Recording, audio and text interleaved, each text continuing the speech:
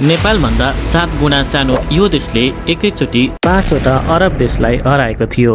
यसको जासुसी संस्था यति शक्तिशाली छ कि जसको नामले नै विश्व हल्लाउने सामर्थ राख्छ। म कुरा गर्दैछु इजरायलको। मध्यपूर्वमा अवस्थित यो राष्ट्र आफ्नो वरिपरि शत्रु पालेर बसेको छ। प्राकृतिक स्रोत साधन केही नभएको र चारैतिरबाट शत्रु राष्ट्रबाट घेरेर बसे पनि इजरायल किन यति शक्तिशाली छ त?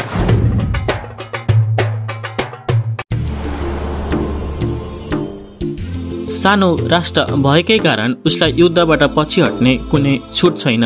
इजरायल लामो युद्धको सट्टा सधैँ छिटो, निर्णायक र बुद्धिमान युद्ध लड्छ। तपाईले कतै न कतै मोसाद भन्ने जासुसी संस्थाको नाम त सुन्नु भएकै होला। यो इजरायलको खुफिया एजेन्सी हो। यसले शत्रु राष्ट्रमा गई जासुसी गर्ने गर्छ। कुन राष्ट्रले कहिले र कसरी आक्रमण गर्दैछ यो सब कुरा मोसादलाई पहिले नै थाहा हुन्छ। त्यसैले इजरायल गोली चल्नु अगाडि नै युद्ध जितिसकेको हुन्छ। इजरायलमा पुरुष र महिला दुवैलाई सैनिक तालिम अनिवार्य छ। यहाँ हरेक व्यक्तिलाई बन्दुक चलाउन सिकाइन्छ। यहाँ सेना सरकारबाट अलग नभई पुरै देश नै सेना हो।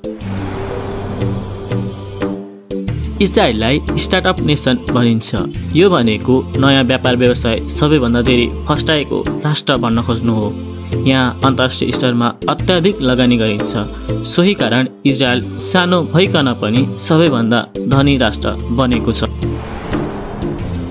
इजरायलसँग एउटा यस्तो मिसाइल सिस्टम छ जसले इजरायलमा आउने जस्तोसुकै मिसाइललाई पनि हावामै नष्ट गरिदिन्छ, जसलाई आइरन डोम भनिन्छ।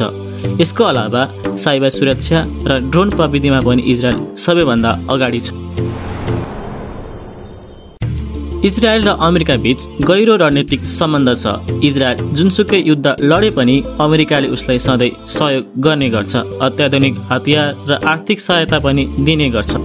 अन्तर्राष्ट्रिय मञ्चमा इजरायल र अमेरिका सधैँ एकसाथ उभिन्छन्। संसारमा यहुदी मात्र एउटा यस्तो समुदाय होला जुन कहिले एक आपसमा लड्दैन। उनीहरूको बीचको एकता नै उनीहरूको सबैभन्दा ठुलो शक्ति हो। एउटा यस्तो देश जुन 1948 सम्म अस्तित्व नै थिएन, त्यो देश आज यति शक्तिशाली र धनी बन्नुको कारण उनीहरू बीचको एकता, कहिले हार नमान्ने साहस, प्रविधि र शिक्षामा लगानी र अन्तर्राष्ट्रिय समुदायसँगको कुशल कूटनीतिको उपलब्धि हो।